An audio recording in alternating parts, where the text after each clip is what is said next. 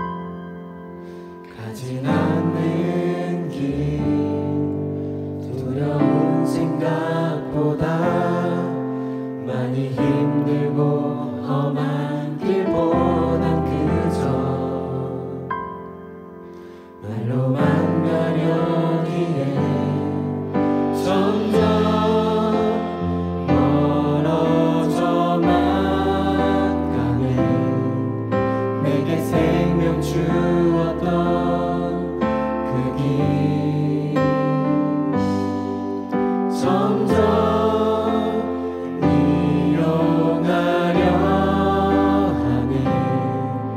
내게 사랑 주었던 그 길 다시 복음 앞에 내 영혼 전해. 주님 만나 그때 나 다시 돌아가 주님께 예배 드리며 다시 십자가의 길 걸으리. 우리 고백이 되었으면 좋겠습니다. 다시 한번 많은 이들 말하고 많은 이들 말하고 많은 이들 노래는 하지만 정작 가진 않는 길 두려운 생각보다 많이 힘들고 험한 길보단 그저 말로만 가려니에 점점 멀어져만 가네. 내게 생명 주었던 그 길 점점 이용하려 하네. 내게 사랑 주었던 그 길 다시 복음 앞에 내 영혼 전해. 주님 만나 그때 나 다시 돌아가 주님께 예배 드리며 다시 십자가의 길 걸으리. 다 같이 점점 멀어져만 가네. 점점 멀어져만 가네. 내게 생명 주었던 그 길 점점 이용하려 하네. 내게 사랑 주었던 그 길 복음으로 회복합시다. 다시 복음 앞에 내 영혼 전해. 주님 만나 그때 나 다시 돌아가 주님께 예배 드리며 다시 십자가의 길 우리 목소리 높였어. 다시 복음 앞에 내 영혼 전해. 주님 만나 그때 나 다시 돌아가 주님께 예배 드리며 다시 십자가의 길 걸으리. 다시 복음 앞에 다시 복음 앞에 내 영혼 전해. 주님 만나 그때 나 다시 돌아가 주님께 예배 드리며 다시 십자가의 길 걸으리. 이 시간 우리 함께 기도했으면 좋겠습니다. 주여, 우리가 다시 돌아와 주님 앞에 예배드립니다. 주님, 우리의 예배를 받아 주시옵소서. 우리가 회복할 것은 오직 복음 가운데 십자가 하나뿐임을 다시 한번 이 예배를 통해 생각하게 하여 주시고 나를 통해 역사하시고 우리를 떠나지 않고 나와 함께 소통하시는 그 하나님, 우리 만나주시고 우리에게 응답하여 주시옵소서.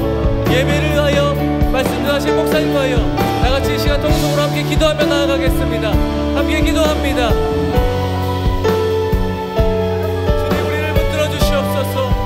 십자가의 길, 아버지, 그 길이 우리에게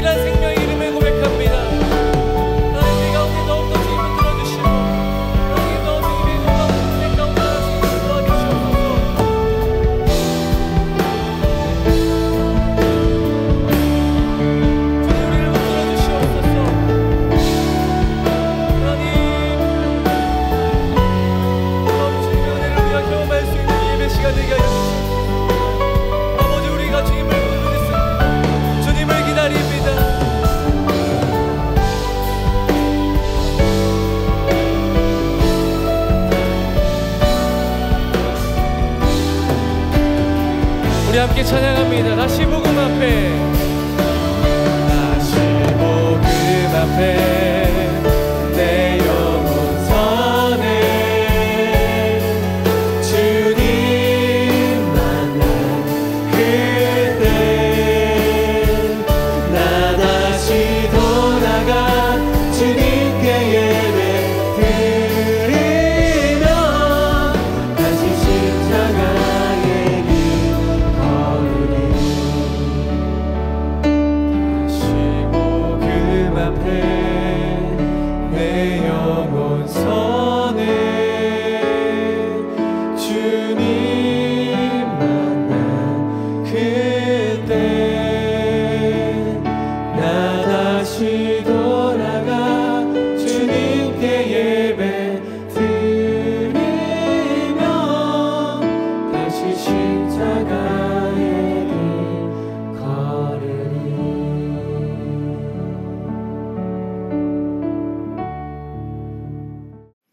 할렐루야. 주의 이름을 찬양합니다. 선포된 말씀이 여러분 각 사람에게 꼭 필요한 은혜가 될 줄로 믿습니다. 오늘 말씀의 제목은 구원의 기도입니다. 한번 옆 사람과 인사하시죠. 하나님은 우리를 구원하십니다. 기도로 승리합시다. 그럼 오늘 본문의 말씀을 통해서 우리는 다윗이 모든 것에서 구원하신 하나님을 돌아보면서 인생의 말년에 하나님을 찬양하는 내용입니다. 구원의 은혜를 찬양했던 다윗이 가만히 자기 인생을 돌아보니까 순간순간 어렵고 힘들 때마다 삶의 모든 여정에서 구원이 필요할 때 하나님께 기도하면 하나님이 그때그때마다 구원하셨던, 기도에 응답하셨던 놀라운 이야기들을 지금 노래로 찬양으로 하나님께 영광 돌리고 있습니다.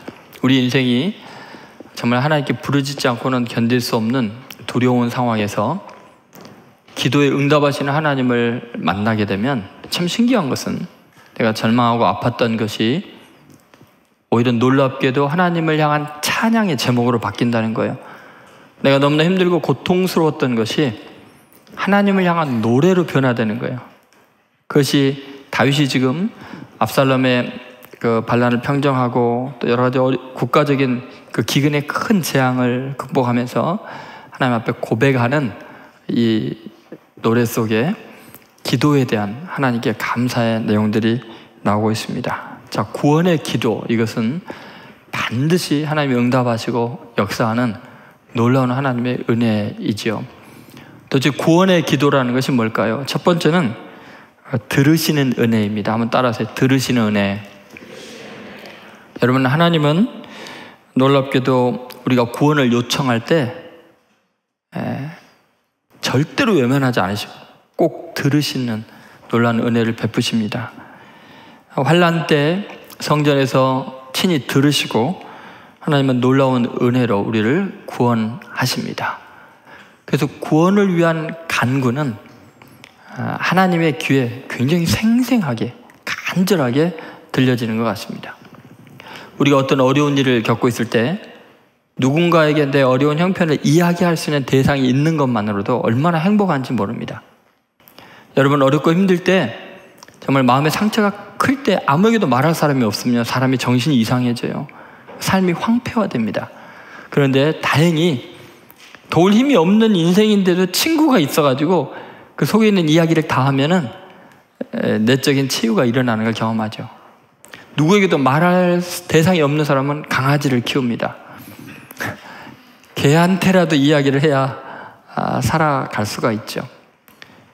여러분, 우리는 놀랍게도 살아계신 하나님 아버지에게 우리의 어려운 형편들을 이야기할 수 있다는 것이 얼마나 놀라운 은혜인지 모릅니다. 하나님이 내 기도를 들으신다는 것 자체가 정말 하나님께 감사와 찬양을 드리지 않을 수가 없습니다. 여러분, 내담자 중심의 상담 치료의 선구자죠. 상담하게 하죠. 혁명적인 변화를 일으킨 사람이 칼 로저스라는 미국의 심리학자입니다. 너무나 유명한 사람이죠. 이 사람은 내담자 중심의 이제 치료를 하고 비지시적인 카운셀링을 한 사람인데, 카운셀링을 하는데 거의 듣기만 하고 내담자의 마음에 동감을 하고 긍정적으로 받아주고 그렇게 해봤더니 거의 50%의 환자가 다 나서버리는 거예요. 뭐 그냥 거기 끄떡끄떡해지고 같은 동감 의식을 가지고 들어주기만 했는데도 치료가 되는 거예요. 여러분, 사람이 구체적으로 도와줄 힘이 없는 그런 사람이 도움 받고 들어줘도 치유가 일어난다면, 전능하신 하나님이 내 음성을 듣고 있다면, 그 하나님이 내 말에 귀를 기울이고 있다면 우리 인생에 얼마나 놀라운 치유가 일어날까요? 다윗이 경험한 바는 그거였어요. 인생을 돌이켜보니까 사울 왕이 자기를 죽이려고 쫓아다니고 의지할 이가 없고 광야에 헤매고 있을 때 하나님이 자기의 기도에 귀를 기울여 주시고 다 들어주신 거예요. 그래서 오늘 7절에 다윗은 그렇게 고백을 하고 있습니다. 자, 7절 말씀 같이 읽겠습니다. 내가 환난 중에서 여호와께 아뢰며 나의 하나님께 아뢰었더니 그가 그의 성전에서 내 소리를 들으시며 나의 부르짖음이 그의 귀에 들렸도다. 여러분, 내가 환난 당하고 있는데 하나님께 아뢰고 나의 하나님께 아뢰었더니 어떻게 해요? 내 소리를 들으셨다. 내 부르짖음이 그의 귀에 들렸다. 여러분, 다윗이요, 이게 얼마나 감격스러운지 시편 18편 6절에도 똑같은 이야기를 합니다. 나는 부르짖고 하나님은 들으신다는 거예요. 같이 읽어보겠습니다. 내가 환난 중에서 여호와께 아뢰며 나의 하나님께 부르짖었더니 그가 그의 성전에서 내 소리를 들으시며 그의 앞에서 나의 부르짖음이 그의 귀에 들렸도다. 여러분, 믿습니까? 여러분이 부르짖는 말, 여러분이 힘들고 어려워서 고통스러워서 누군가에게 말해야 되겠는데 하나님께 구원의 기도를 하면 하나님은 귀를 기울여서 소중하게 의미 있게 동감하시며 듣고 계십니다. 물론 이제 얼마나 격렬히 동감하시는가, 그거는 다음 주에 우리가 보게 될 거예요. 여러분, 놀랄 거예요. 하나님이 얼마나 격렬하게 반응을 하시는가. 여러분, 우리 인생에서 환난 중에도 희망이 있는 이유는 이렇게 우리의 기도를 들으시는 하나님 때문이죠. 그래서 그 하나님을 의지할 수가 있습니다. 시편 56편 3절 4절에 이런 말씀이 있습니다. 같이 읽습니다. 내가 두려워하는 날에는 내가 주를 의지하리이다. 내가 하나님을 의지하고 그 말씀을 찬송하올지라. 내가 하나님을 의지하였은즉 두려워하지 아니하리니 혈육을 가진 사람이 내게 어찌하리이까. 이 부분은 내가 두려워하는 날에는 하나님을 의지하겠습니다. 이 말을 3번이나 반복해요. 내가 하나님을 의지하겠습니다. 그래서 두려워하지 않게 되는 거예요. 그러니까 혈육 있는 인간이 내게 어찌하리요? 천지의 창조주가 역사의 주권자가 전능하신 분이 내 소리에 귀를 기울이는데 호흡이 코끝에 달려서 그 죽을 인생이 내게 어떻게 하겠느냐, 그렇게 이야기를 하고 있습니다. 여러분, 사실 하나님이 내 소리에 귀를 기울이고 지금 듣고 있다는 것은 기적 중의 기적입니다. 왜 그런가 생각해 보세요. 소중히 여기고 귀를 기울이는 게 얼마나 놀라운 일인가. 여러분이 문재인 대통령에게 어떤 호소를 하면 들으시나요? 정말 국민들을 위한 대통령, 여러 가지 정치를 하려고 애를 쓰시는 분이라고 칩시다. 얼마나 외쳐야 들을까요? 청와대 홈페이지에 국민청원을 여러분이 했다고 칩시다. 몇 명이 해야 들어주죠? 20만 명. 20만 명이 함께 외치고 같이 동감을 해야 한 나라의 대통령이 들어준대요. 근데 우리 하나님은 문재인 대통령보다 좀 힘이 없나요? 여러분, 한 사람 한 사람의 부르짖음을 그분이 들으신대요. 여러분, 한 신학대학이 분규가 일어나고 지금 총장 물러나라고 학생들이 목숨을 걸고 지금 총장에게 들으라고 좀 하는데 몽교부에서 조사가 들어가도 안 들어요. 학생들의 말을 총장이 들을 리가 없어요. 좀 불쌍해서라도, 내 자녀라고 생각해서라도 학사 일정이 엉망이 되는데 좀 들을 것 같은데 안 들어요. 그런데 놀랍게 하나님은 우리의 한 사람 한 사람의 소리를 다 들으시는 하나님이에요. 여러분, 믿습니까? 그러니까 여러분, 들으시는 은혜가 얼마나 큰지를 우리가 알아야 돼요. 그분이 내 소리를 듣는다는 거예요. 다윗은요, 그 크신 하나님이 자기의 소리를 들으시는 게, 그 기도를 들으시는 게 너무 놀라워갖고 계속해서 나는 부르짖고 주님이 들으신다고 감격해서 이야기하고 있잖아요. 여러분, 나폴레옹이 전쟁에 나가려고 하니까 그 옆에 있던 부관이 목사님을 모셔놓고 하나님 앞에 기도하고 나갑시다 하니까, 그 쓸데없는 소리 하지 말라고. 전쟁은 내가 하는 것이지 하나님이 하는 거냐고. 전쟁과 하나님은 아무 상관이 없다고. 그리고 나갔다가 참패를 당하죠. 수많은 부하들이 죽임을 당하고 나라가 망하고 자신은 비참한 채로 맞게 되죠. 그런데 여러분, 영국의 넬슨 제독은 늘 하나님의 말씀을 마음에 외우고 사는 사람입니다. 그 중에서 시편 127편 1절을 늘 외웠어요. 같이 한번 읽어보겠습니다. 여호와께서 집을 세우지 아니하시면 세우는 자의 수가 헛되며 여호와께서 성을 지키지 아니하시면 파수꾼의 깨어있음이 헛되도다. 늘 하나님이 지켜줘야 된다고 그렇게 고백을 했어요. 그리고 전투에 나가기 전에 꼭 갑판 위에 무릎을 꿇고 군목 목사님에게 기도를 받고 안수를 받고 비로소 전투를 개시하게 돼요. 그는 자신의 부하들을 지킬 뿐만 아니라 영국을 지키고 해군 역사의 가장 위대한 제독으로 칭송을 받고 있죠. 시편 91편 15절에 보면 우리의 부르짖는 기도에 하나님이 이렇게 응답하십니다. 같이 읽겠습니다. 그가 내게 간구하리니 내가 그에게 응답하리라. 그들이 환난당할 때 내가 그와 함께하여 그를 건지고 영화롭게 하리라. 여러분, 하나님은 반드시 기도를 들으신 은혜를 베푸는데 환난당할 때 뭐예요? 우리와 함께 하시고 그를 건져서 영화롭게 하신다고 했어요. 그러니까 여러분, 하나님의 들으시는, 기도에 들으시는 은혜를 결코 여러분 헛되게 생각하면 안 돼요. 정말 귀하게 여겨야 돼요. 그래서 다윗은 자기 같은 보잘것없는 사람의 기도를 늘 들으시는 하나님께 찬양하지 않을 수가 없는 거예요. 들으시는 은혜. 두 번째, 구원의 기도의 특징은 환난보다 크신 하나님이라는 믿음이. 한번 따라서, 환난보다 크신 하나님. 왜 구원해달라는 기도를 하냐? 구원의 기도는 하나님이 내 문제보다, 내 상황보다 크신 하나님이라는 믿음 때문에 기도를 하는 거예요. 만약에 내 상황이 더 크고 내 원수가 더 크다면 절대 구원해달라는 기도를 하나님께 못하겠죠. 여러분, 오늘 본문을 한번 보시죠. 먼저 5절을 보시면 우리 인생이 정말 큰 시대적인 그 풍파 앞에서, 그 조류 앞에서 속수무책으로 당하는 그 절망적인 상황을 묘사하고 있습니다. 한번 같이 읽겠습니다. 사망의 물결이 나를 애우고 불의의 창수가 나를 두렵게 하였으며. 여기 보면 이 사망의 물결 그리고 불의의 창수, 쓰나미처럼 몰려올 때 인간은 너무나 보잘것없습니다. 여러분, 어느 시대에는요,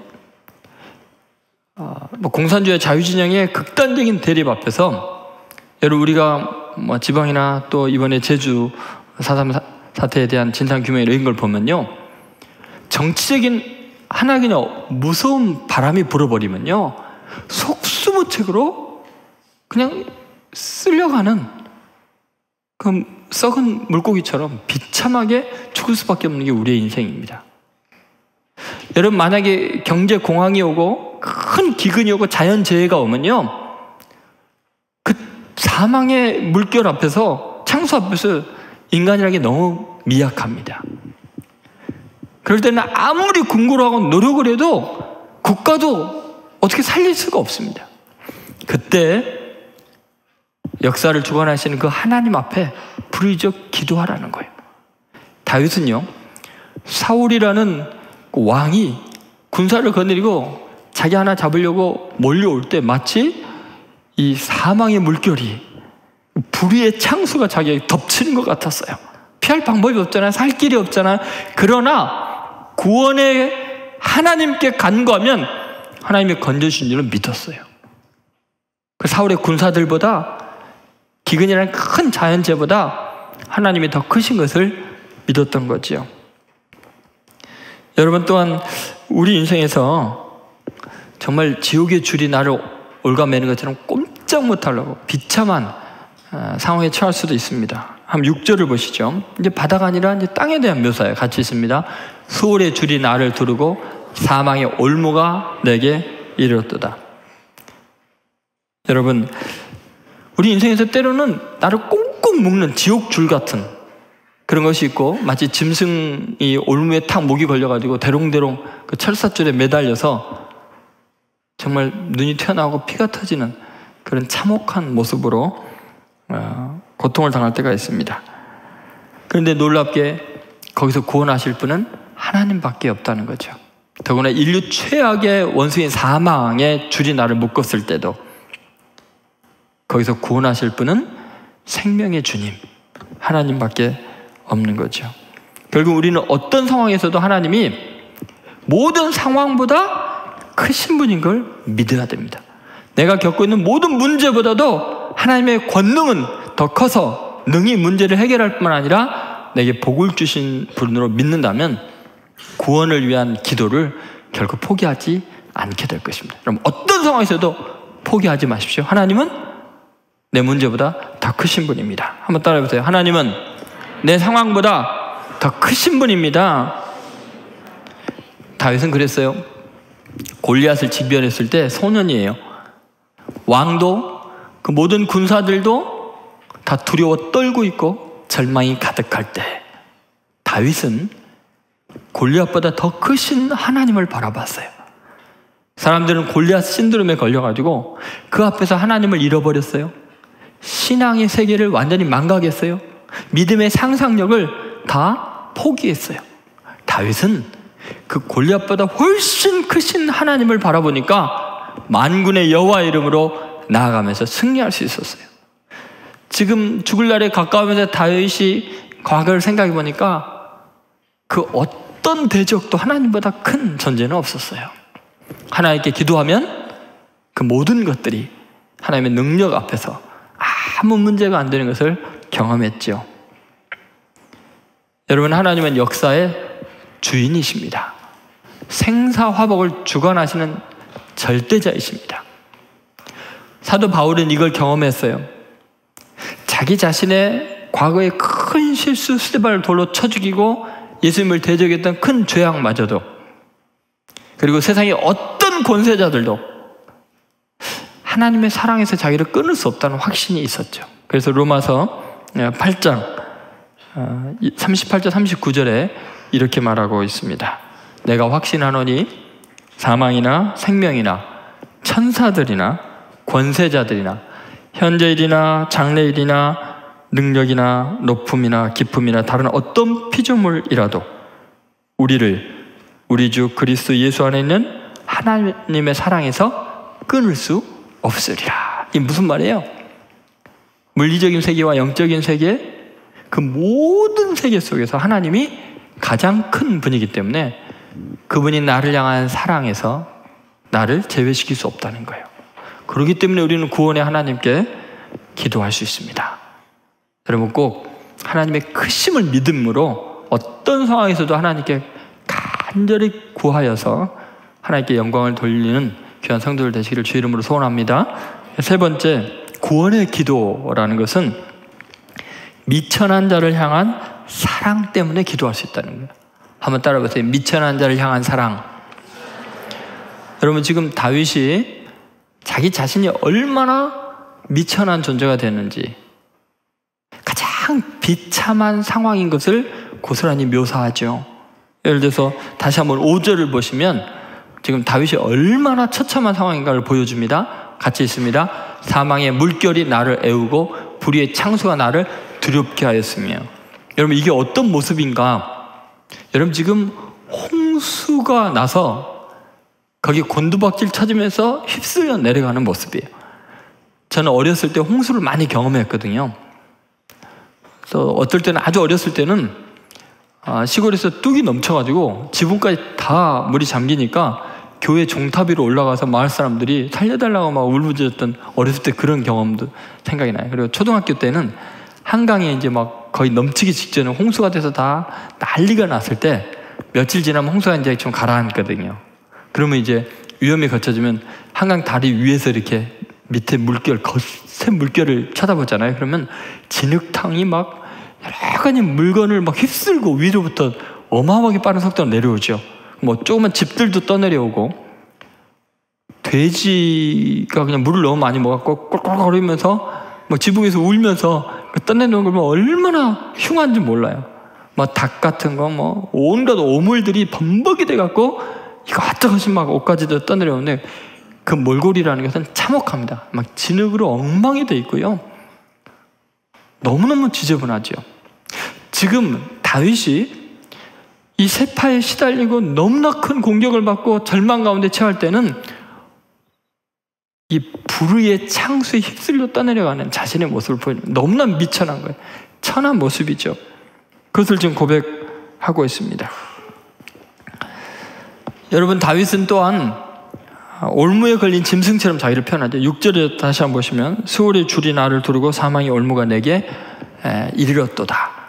그러니까 여러분, 이 철사줄에 목이 매달려갖고 죽을 날을 기다리는 짐승들을 보면요, 빼빼 말라가고 먹지도 못하고 고통스럽게 발도 제대로 못 딛고 대롱대롱 걸려있는 모습. 그러니까 다윗의 모습이 지금 그런 모습이라는 거예요.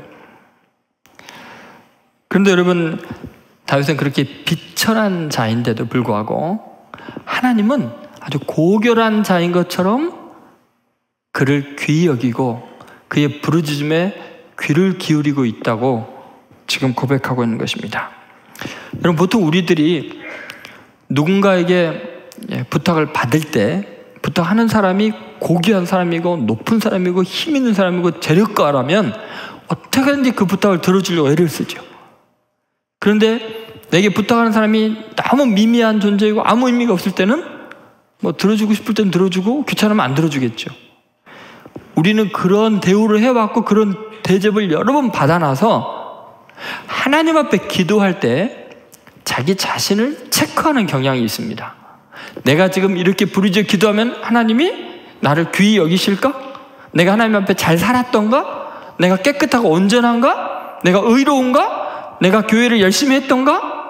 삶이 성실했던가? 이걸 생각하면서 하나님이 들어주실지 안 들어주실지를 지금 내 스스로 결정하는 경우가 많아요. 그래서 기도할지 안 할지를 결정하는데 천만의 말씀입니다.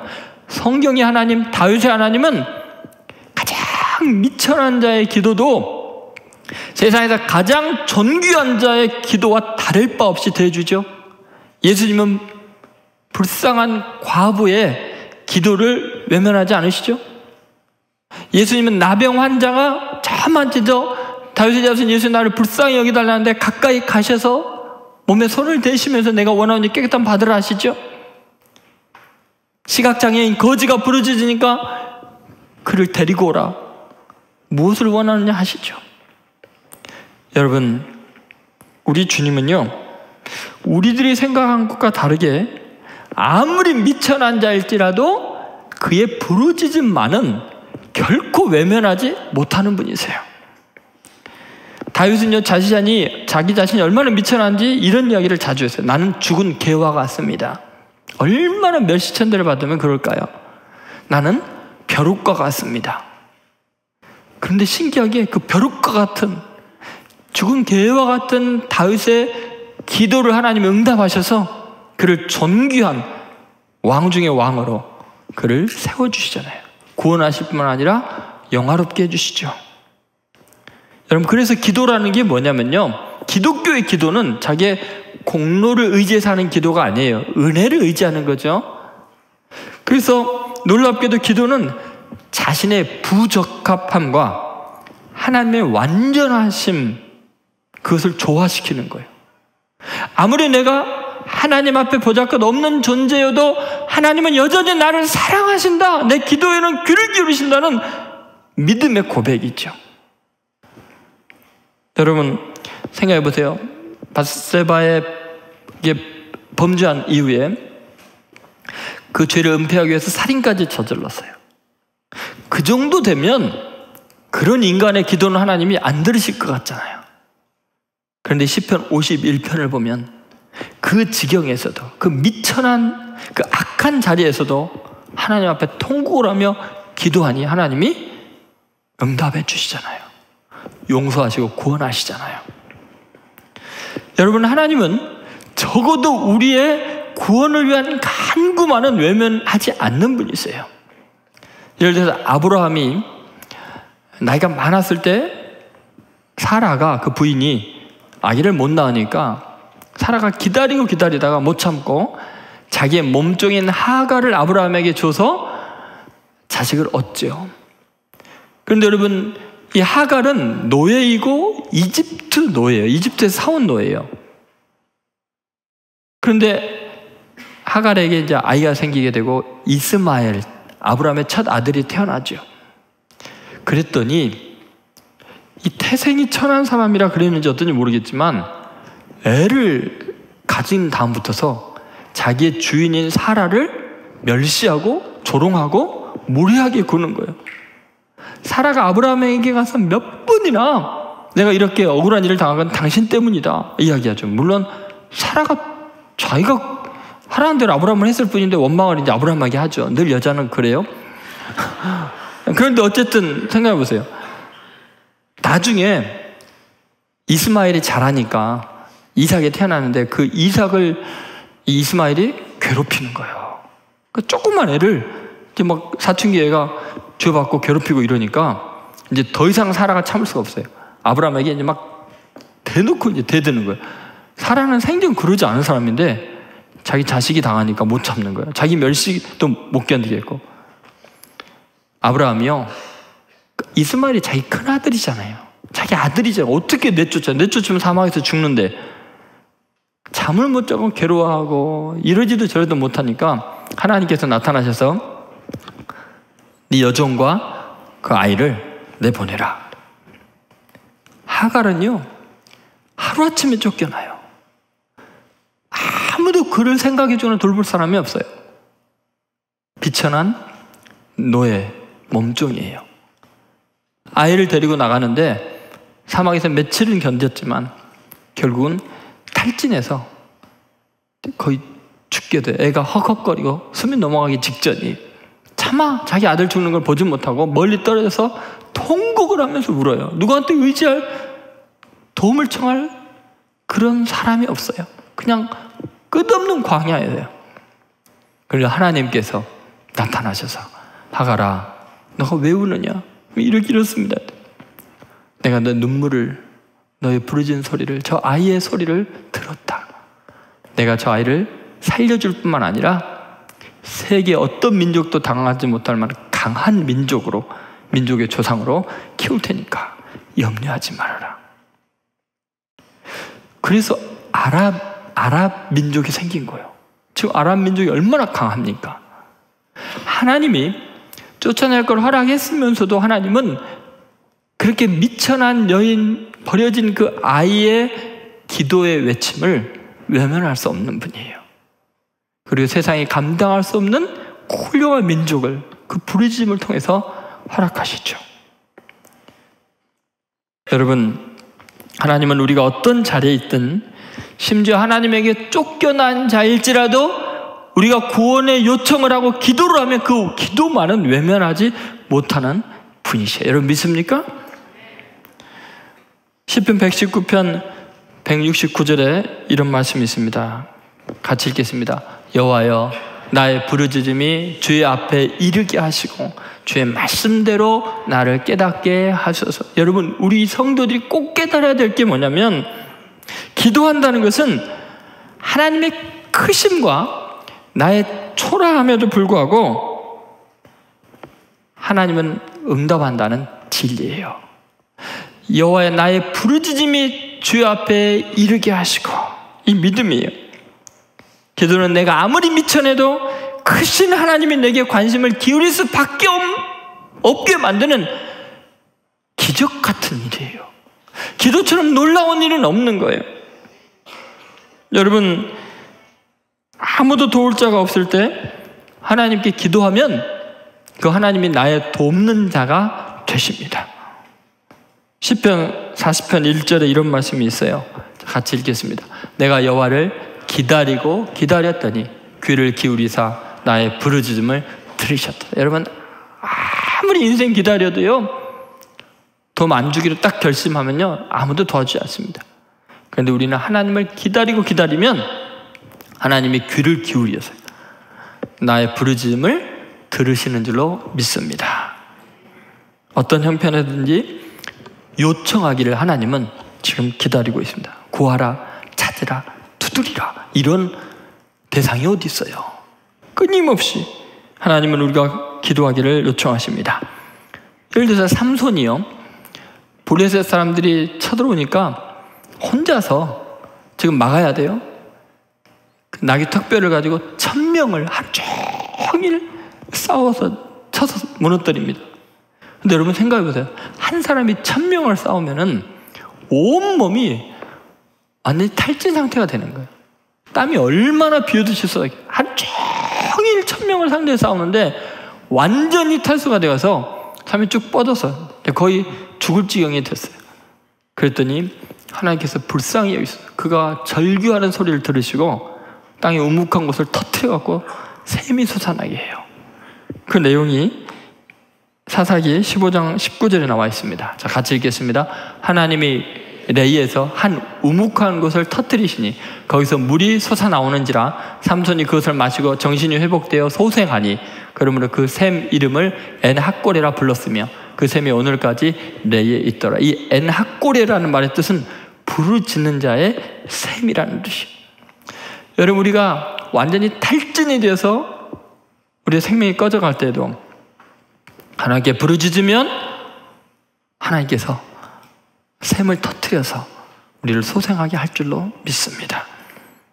여러분, 하나님은 우리를 그 기도를 결코 헛되게 하지 않으시는, 아무리 미천한 자라도 아무리 쓰러진 자라도 하나님은 소생시키시는 하나님이신 것을 잊지 마십시오. 이제 말씀을 정리하겠습니다. 기도는 하나님을 내 삶의 현장에 강림하시게 하는 기적 같은 일입니다. 물리적인 세계 속에 영적인 힘을 개입시키는 놀라운 기이한 일이 기도의 능력입니다. 다윗은 고난의 현장에서 기도했고 그 응답의 결과는 고난이 찬송으로 바뀌었다는 사실입니다. 여러분, 사사기 말기에 보면 한 여인이 너무 원통해서 하나님 앞에 기도한 여자가 있습니다. 한나라는 여자였고 자기 대적 분인 나라는 계속 공격하고 자기는 아이를 낳지 못하는 서러운 운명이었습니다. 사람들은 손가락질합니다. 너무 원통한 것이 많아서 주의 전에 가서 매일같이 울면서 기도합니다. 너 누구냐 하면 그 여자가 하는 말은 나는 여호와 앞에 기도하는 여자라, 이렇게 말합니다. 그녀가 할 수 있는 건 기도밖에 없었어요. 세상에 도저히 살 수 있는 희망이 없는 거예요. 하나님께 기도하는 여자라, 이렇게 이야기했어요. 한번 따라해보세요. 나는 하나님 앞에 기도하는 사람입니다. 그게 한나의 고백이었어요. 근데 놀랍게요, 하나님은 그녀의 기도를 결코 헛되게 하지 않아서 그녀에게 사무엘이라는 아기를 허락하시죠. 그 사무엘이 그 시대에 영적으로 캄캄하고 타락한 시대를 완전히 영적으로 새롭게 하죠.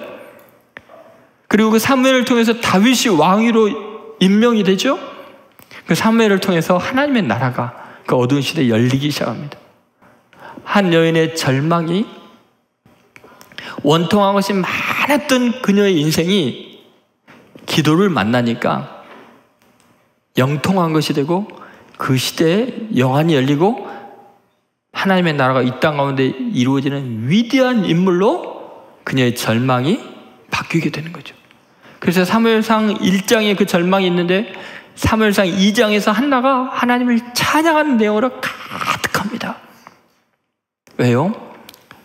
원통한 것이 기도를 만나면 찬양으로 바뀌게 되는 거예요.